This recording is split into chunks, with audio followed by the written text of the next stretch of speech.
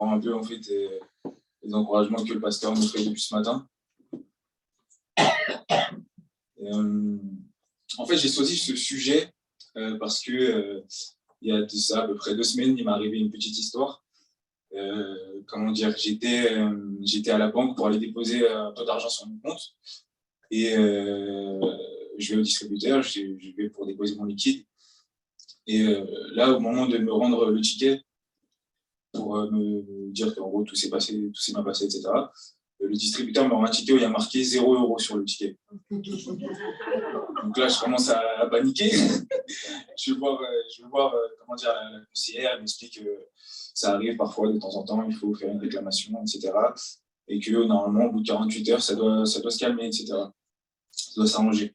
Donc j'attends 48 heures, je n'ai toujours rien, je les appelle, ils me disent qu'il faut patienter, la procédure est en cours, etc.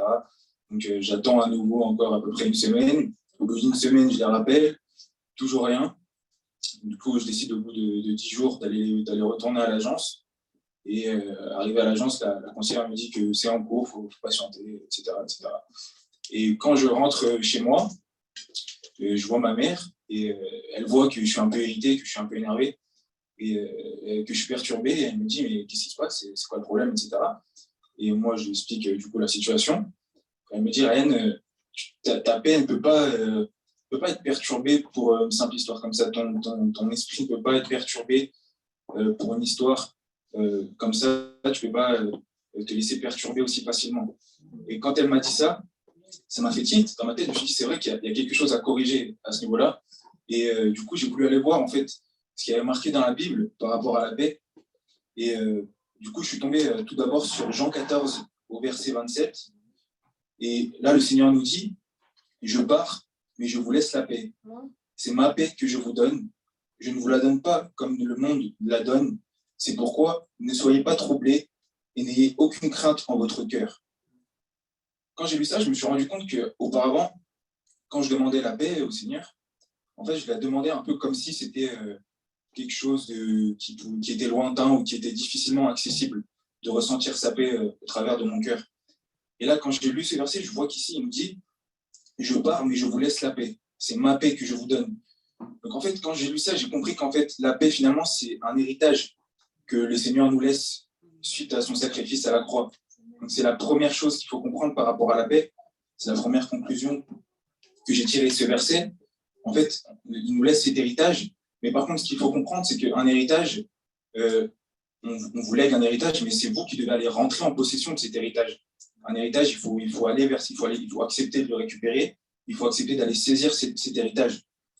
Donc, c'est pas seulement comprendre que nous avons un héritage, il faut aller poursuivre cet héritage. Et il faut comprendre ici que le Seigneur ne parle pas de n'importe quelle paix. Il a dit, c'est ma paix que je vous donne. Donc, on comprend en fait qu'ici, c'est la paix de Jésus-Christ. Ce n'est pas la paix comme on peut en parler dans la vie de tous les jours. Et en fait, la paix de Jésus-Christ, elle a une caractéristique qui est spéciale, c'est que cette paix, en fait, personne ne peut nous l'arracher. On nous dit, je ne vous la donne pas comme donne le monde. Par exemple, dans le monde, on va peut-être vous donner un travail, vous donner une entreprise, vous donner de l'argent, vous donner des biens, mais ça peut arriver aussi qu'on vous reprenne tous ces biens, qu'on vous reprenne cet argent, qu'on vous reprenne cette entreprise. Or là, ici, quand il dit « je vous donne ma paix, pas comme donne le monde », c'est pour justement appuyer le fait que cette paix, en fait, elle vous appartient, c'est votre héritage qui vous a laissé, et en fait, personne ne peut vous séparer de cette paix, personne ne peut vous l'arracher. Et bien sûr, parfois, il arrive que l'ennemi, en fait, essaie de nous voler cette paix. Et c'est justement, en fait, parce qu'il sait l'importance de cette paix, en fait. Il connaît l'importance de cette paix pour nous. Et il sait que, finalement, la paix, en fait, c'est la force du chrétien. On retrouve ça dans Ésaïe, au chapitre 30, verset 15, où là, on nous dit, c'est dans le calme et la confiance que sera votre force. Donc, c'est vraiment ça, la paix, en fait, finalement, c'est la force du chrétien. Et en fait, quand on comprend cela, c'est pour ça qu'on comprend en fait qu'il faut vraiment veiller à protéger cette paix. Si vous voulez, en fait, c'est comme un trésor, finalement, que le Seigneur nous laisse, et c'est à nous, en fait, de protéger ce trésor. Et on retrouve à plusieurs moments dans la Bible des passages où Dieu nous insiste sur l'expression de poursuivre sa paix. si vous voulez, ça reprend ce que je disais tout à l'heure. On nous laisse un héritage, mais il faut vouloir aller vers cet héritage. Et on nous dit, éloigne-toi du mal, dans Psaume 34, par exemple, verset 14, on nous dit, éloigne-toi du mal et fais le bien. Recherche et poursuis la paix. On reprend la même chose dans 1 Pierre, au verset 3, chapitre 3, verset 11, où il nous dit qu'il s'éloigne du mal et fasse le bien, qu'il recherche la paix et la poursuive. En fait, la paix doit être un objectif quotidien. On doit chercher en fait, à ressentir vraiment cette paix quotidiennement dans nos vies. Ça doit être un réel objectif pour nous. Donc maintenant que nous avons vu à peu près les vérités qu'il faut savoir par rapport à cette paix, nous allons voir en fait comment on peut déjà ressentir cette paix et comment on peut la conserver une fois que l'on l'a acquise. Donc en fait, pour ressentir cette paix, déjà il faut croire certaines vérités, des vérités qui sont fondamentales. La première vérité qu'il faut vraiment accepter dans nos vies, qu'il faut croire avec conviction, c'est que Christ a réellement payé pour cette paix à la croix en fait. Ça, il faut vraiment que ce soit dans notre cœur, avec conviction, qu'il n'y ait pas de doute là-dessus, parce que c'est bien de croire en Jésus, c'est bien de croire que Jésus a existé, etc. Mais il faut vraiment croire Jésus aussi lorsqu'il parle, parce que sa parole, ce n'est pas un homme pour mentir, et quand il nous dit quelque chose, il faut vraiment qu'on croie cela avec conviction. Et même une fois qu'on se rend compte de cette vérité, moi, quand par exemple, avant, je priais, je disais au Seigneur, Seigneur, donne-moi ta paix. Et en fait, je me suis rendu compte qu'il était, par exemple, plus juste de dire, Seigneur, aide-moi à marcher dans la paix que tu m'as déjà donnée, en fait.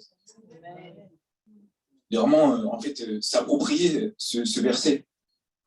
Et lorsque l'on fait cet acte de foi, de vraiment croire avec conviction que le Seigneur nous a donné sa paix et que nous aussi, on l'accepte, et ben, en fait, on a vraiment la garantie derrière que le Seigneur va parvenir à apaiser nos cœurs, parce qu'en fait, il est fidèle. Et comme je disais juste avant, ce n'est pas un homme pour nous mentir. Il n'a pas dit ça dans le vent. Et donc, la deuxième vérité maintenant qu'il faut absolument croire, c'est que Christ est notre paix. On dit dès le début, en fait, dans l'Ancien Testament, dans Ésaïe, chapitre 9, verset 5, à la fin du verset, il dit, on l'appellera merveilleux conseiller, Dieu puissant, Père éternel, prince de la paix. Donc Jésus est le prince de la paix, en fait. C'est en lui que nous avons sa paix. C'est par son sacrifice qu'en fait, il nous a réconciliés avec le Père. Et derrière, en fait, c'est comme si on avait la paix qu'on ressent, en fait, parce qu'il nous a réconciliés avec le Père, en fait, finalement. Et maintenant, la troisième vérité qu'il faut croire pour vraiment ressentir cette paix, c'est croire, en fait, que Dieu est il faut croire en la justice de Dieu, en fait.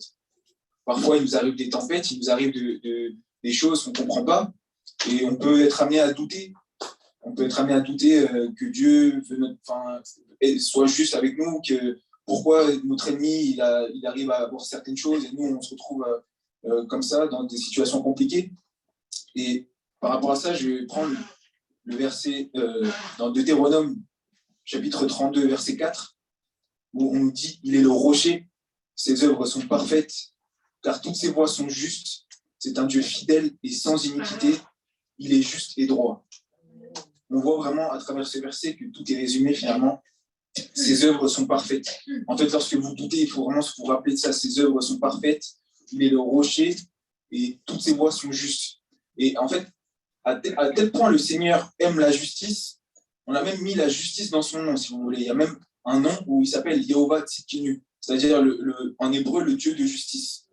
Pour vous dire vraiment à tel point la justice a de l'importance pour lui et à quel point il va rester juste avec vous.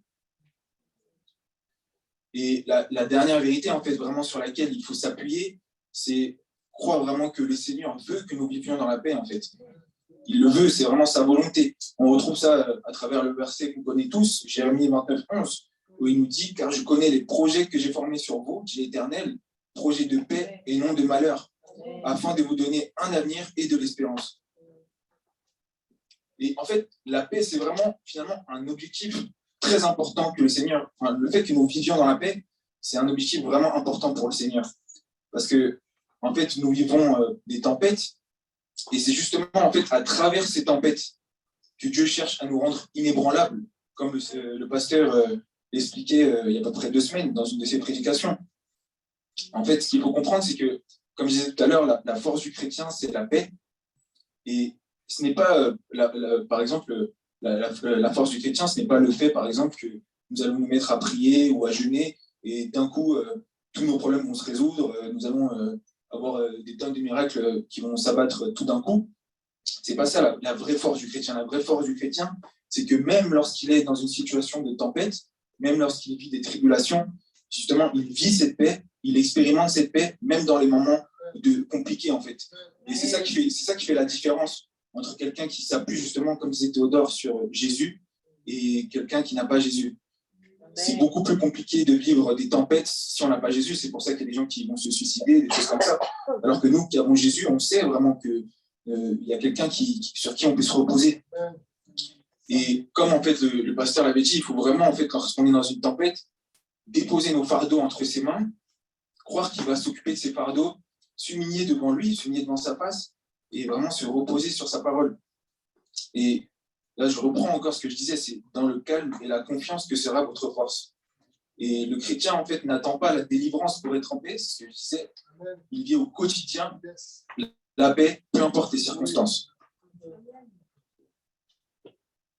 Et finalement, cette paix, elle a vraiment, c'est vraiment le socle qui permet de nous faire avancer, en fait. C'est vraiment le socle qui permet de recueillir même toutes les autres bénédictions. Parce que finalement, si on n'a pas cette paix dans nos vies, vous pouvez avoir de l'argent, vous pouvez avoir toutes les sortes de bénédictions. Si vous n'avez pas la paix, finalement, vous n'allez pas vraiment ressentir le vrai bonheur auquel le Seigneur veut que l'on inspire.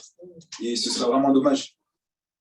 Et hormis ça, dans notre relation spirituelle avec le Seigneur, la paix amène de réels avantages. La paix, déjà, elle accroît notre autorité sur l'ennemi.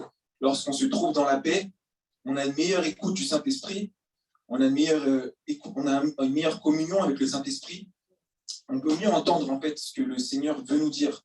Et lorsqu'on n'est pas dans la paix, on va faire parfois par notre propre conviction et on va parfois faire des erreurs en fait. Et c'est pour ça que c'est important de ressentir cette paix. Et finalement, en fait, même lorsque l'on ressent la paix, on a peut-être fait des erreurs la veille, on a peut-être fait des erreurs les fois passées, mais lorsqu'on ressent cette paix, qu'on se remet sur le chemin finalement que le Seigneur a placé pour nous, c'est vraiment une assurance qu'on se retrouve justement sur le chemin que le Seigneur veut sur lequel qu'on soit en fait. Et du coup, pour finir le message, la dernière chose que je voudrais dire, c'est que la paix, en fait, non seulement elle permet tous ces avantages-là, c'est-à-dire d'avancer dans notre relation avec le Seigneur, d'avoir une relation intime avec le Saint-Esprit, de développer notre écoute du Saint-Esprit, mais elle permet aussi en fait la délivrance, elle apporte la délivrance dans nos combats. On nous dit dans la suite du verset Ésaïe 30, verset 15, on nous dit c'est dans la tranquillité et le repos que se trouve votre salut. Et ici, le salut, c'est Yasha. En hébreu, c'est être sauvé, délivré et secouru d'un combat. Donc on comprend vraiment que c'est lorsqu'on va réussir à stabiliser cette paix dans nos vies, à vraiment faire en sorte de la poursuivre dans notre quotidien, qu'au bout d'un moment, le salut, la délivrance va arriver. Parce que c'est vraiment l'objectif de Dieu, c'est-à-dire nous rendre inébranlables, nous stabiliser dans cet état de paix avec le Saint-Esprit, et c'est là que vraiment la délivrance va arriver. Donc je veux vraiment encourager chacun, là, pour ce début d'année, à vraiment décider de poursuivre sa paix, de poursuivre sa paix pour aujourd'hui, pour ce dimanche, de poursuivre sa paix pour la semaine qui arrive, de poursuivre sa paix même pour cette année, en fait, cette année 2021, que vraiment cette paix soit 2022, que cette paix vraiment soit constante dans vos vies et que vraiment elle soit le socle de toutes les autres bénédictions qui vont se rajouter par-dessus. Amen. Amen. Voilà. Merci, Ryan.